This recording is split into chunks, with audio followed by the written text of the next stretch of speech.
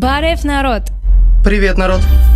Знаете ли вы, что самая древняя винодельня находится не во Франции, а в маленькой армянской пещере? Там вино делали еще за 2000 лет до строительства первых египетских пирамид. А знали, что армянский Ереван на целых 29 лет старше вечного города Рима? Сегодня я расскажу вам 10 невероятных фактов об Армении, которые перевернут ваше представление о том, где зарождалась цивилизация, наука и культура. Мы отправимся в путешествие длиной в 7500 лет, от древнейших обсерваторий до современных школьных шахматных уроков. Поверьте, после этого видео вы по-новому взглянете на маленькую страну Армения. Поехали!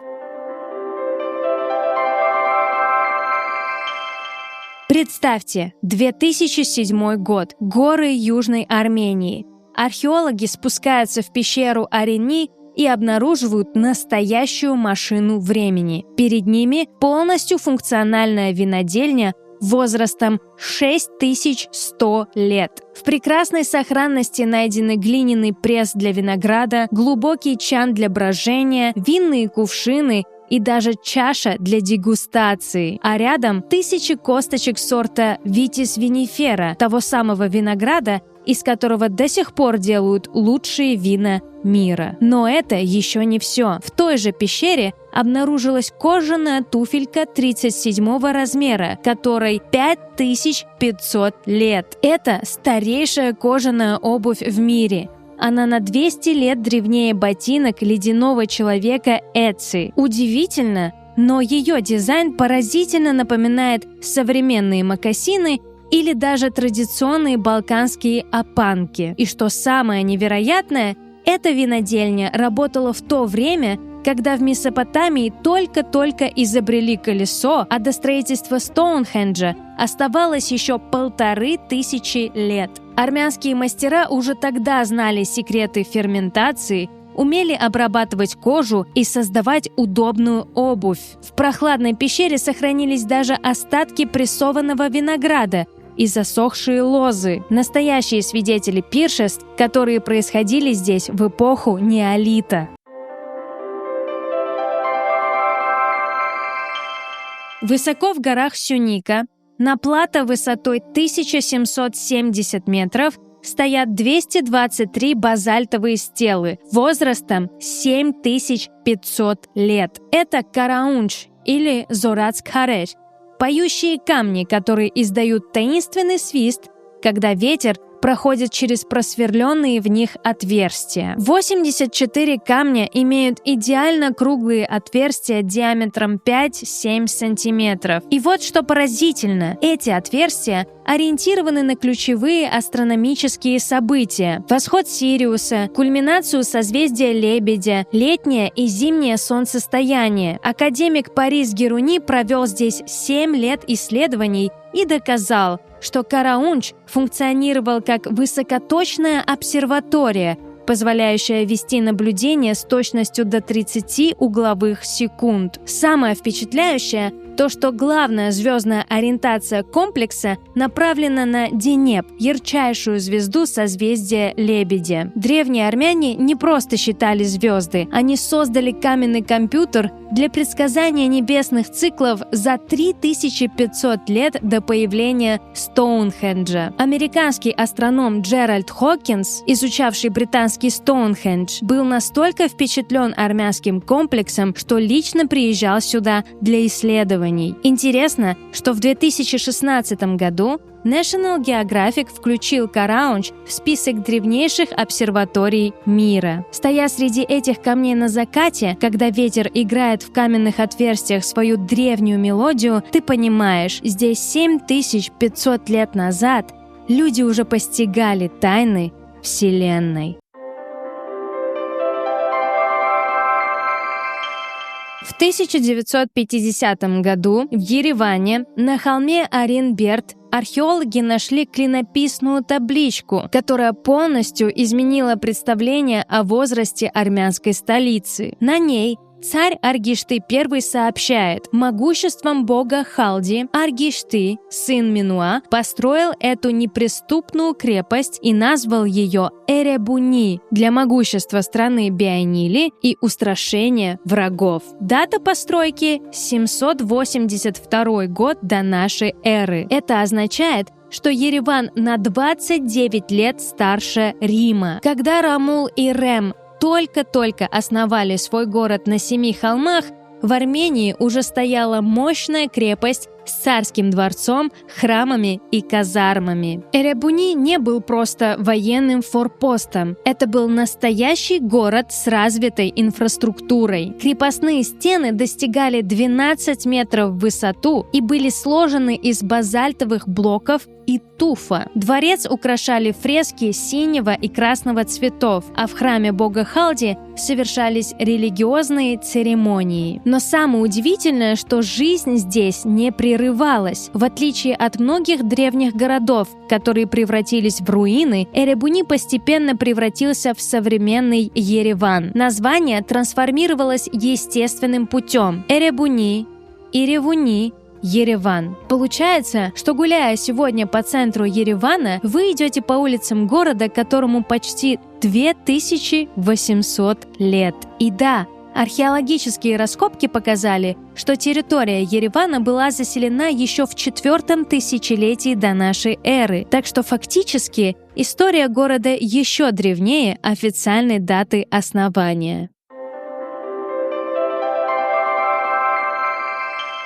301 год нашей эры. Римская империя все еще преследует христиан. Миланский эдикт о веротерпимости будет издан только через 12 лет, а Армения уже официально принимает христианство как государственную религию. История этого события читается как увлекательный роман. Царь Тардат III жестоко преследовал христиан, а святого Григория Просветителя за отказ поклоняться языческой богине Анаид бросил в глубокую яму Хор-Вираб, где тот провел 13 лет. Выжить в этой каменной тюрьме было практически невозможно, но, согласно армянским хроникам, Григория чудесным образом поддерживала вдова, тайно подкармливавшая узника. Поворотный момент наступил, когда Тардат тяжело заболел после мученической смерти христианских дев Рипсиме и Гене. Его сестра Хосровидухт увидела сон, где ей было открыто, что исцелить царя может только Григорий. Святого освободили, он исцелил Тардата, и тот не просто принял христианскую веру, но провозгласил ее государственной религией Армении. Но принятие новой веры не было мирным процессом. Григорий и царские войска с оружием в руках боролись против жрецов старых богов. Языческие храмы разрушались, на их месте строились христианские церкви, а кресты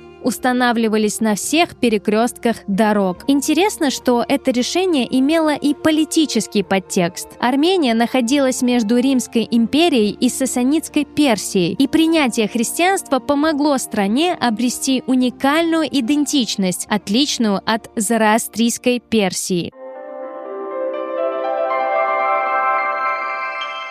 В 303 году, после принятия христианства, святой Григорий Просветитель увидел видение. С небес спустился Христос и золотым молотом указал место, где должен быть построен главный храм Армении. И на этом месте в древней столице Вагаршапате поднялся собор Эчмиадзин, что значит «место сошествия единородного». Это не просто старейший собор Армении. Многие ученые считают Эчмиадзин древнейшим действующим кафедральным собором в мире. Археологические раскопки 1950-х годов обнаружили фундамент оригинального здания IV века, подтвердив его невероятный возраст. Но история самого собора – это история выживания. В 483 году персы серьезно повредили здание, и полководец Ваган Мамиконян отстроил его заново. А в 1604 году шах Аббас I разгромил собор, вывезя реликвии и камни в Исфаган, пытаясь ослабить привязанность армян к родине. В 17 веке были достроены колокольни, а в 1868 году сокровищница. С 2018 по 2024 год собор пережил масштабную 7-летнюю реставрацию. Архитекторы и реставраторы буквально по крупицам восстанавливали фрески, укрепляли фундамент и возвращали зданию первозданный облик. В сентябре 2024 года обновленный собор был торжественно переосвящен. В 2000 году ЮНЕСКО включила Эчмиадзин в список всемирного наследия. Сегодня это не просто музей. Здесь регулярно проходят богослужения, и каждое воскресенье можно услышать древние армянские песнопения, которые звучат здесь уже более 1700 лет. Эчмиадзин – это армянский Ватикан, духовное сердце 10 миллионов армян по всему миру.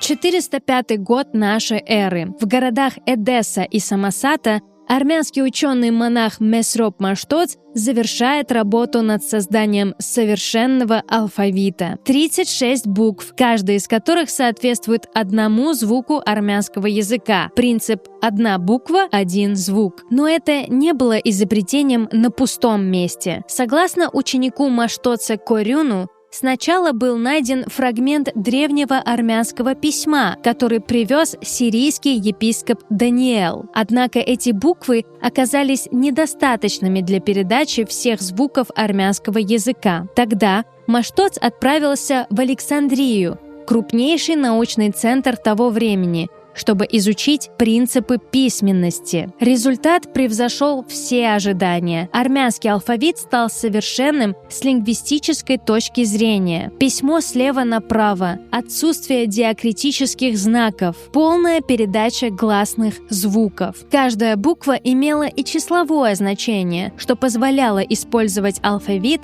для математических расчетов и календарных дат. Но в алфавите был заложен и глубокий духовный смысл. Первая буква «А» означает «Бог», «Аствац», последняя «К» – «Христос», «Христос». Даже форма последней буквы «К» символизирует распятие с кругом наверху, как нимб Христа. В XII веке к алфавиту добавили еще 3 буквы – О, Ф, Ев, доведя их количество до 39. За более чем 1600 лет алфавит практически не изменился. В 2019 году ЮНЕСКО включила армянское письменное искусство в список нематериального культурного наследия человечества. Кстати, первая фраза, записанная Маштоцем на армянском языке, была из книги притчей Соломона «Познать мудрость и наставление», понять изречение разума. Символично, не правда ли?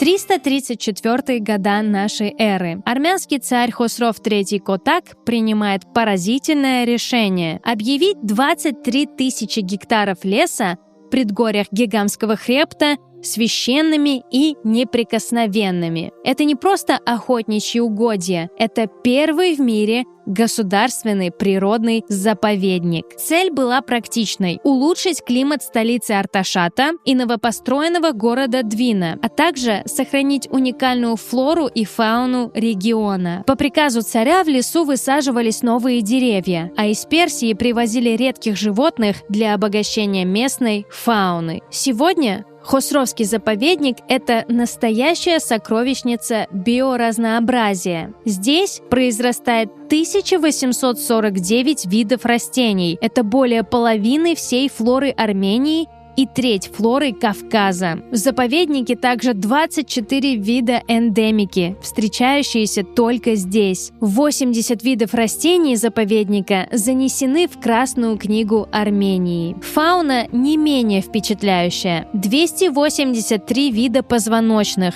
включая сирийского бурого медведя, безаарового козла, рысь и даже преднеазиатского леопарда, которых в Армении осталось всего около 10 особей. Здесь обитают 192 вида птиц, включая черного грифа, бородача и беркута. В лесу сохранились не только природные богатства, но и более 300 исторических памятников. Монастыри XI-XIII веков Гавуд-Стар и Акджоц, крепость Какави-Берд, 222 хачкара и древние церкви. Это место, где история и природа создали невероятный симбиоз. В 2013 году заповедник получил европейский диплом охраняемых территорий. Это высшая награда Совета Европы. То есть 1700 лет спустя идея Хосрова продолжает работать.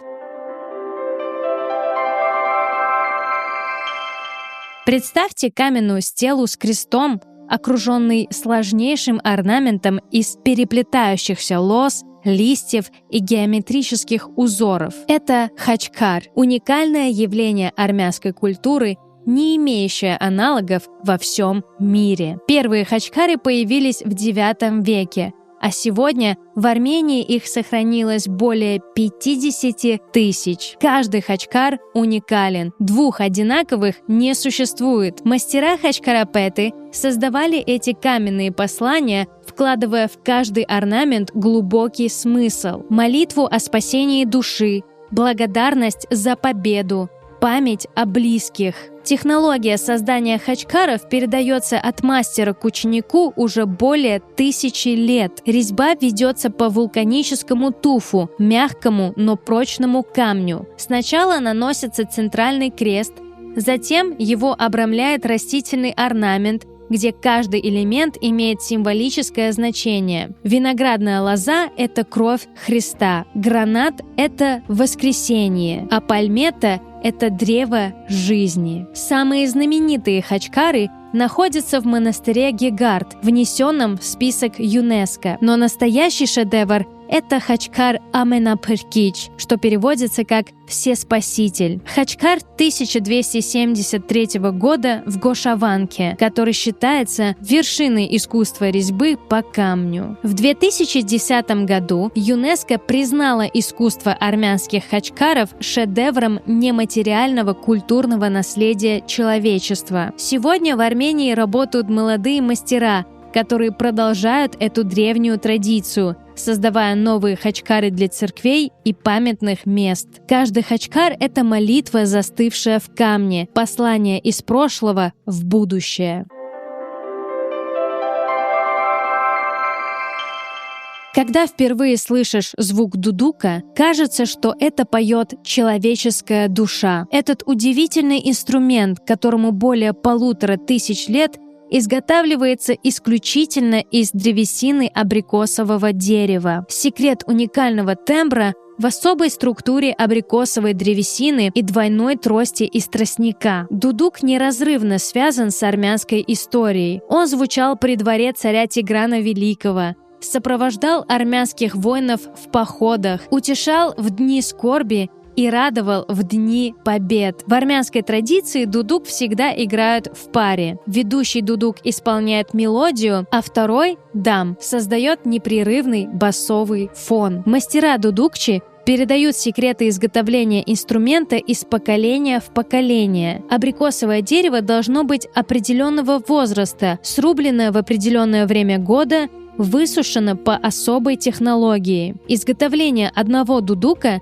занимает месяцы работы. В современном мире дудук обрел новую жизнь. Его волшебное звучание можно услышать в саундтреках «Гладиатора» и многих других фильмов. Великий дудукчи Дживан Гаспарян сделал армянский дудук известным на весь мир, выступая с ним в лучших концертных залах планеты. В 2008 году ЮНЕСКО признала дудук и его музыку шедевром устного и нематериального наследия человечества. Сегодня молодые музыканты продолжают традицию, соединяя древние мелодии с современными ритмами, но магия дудука остается неизменной. Это голос армянской души.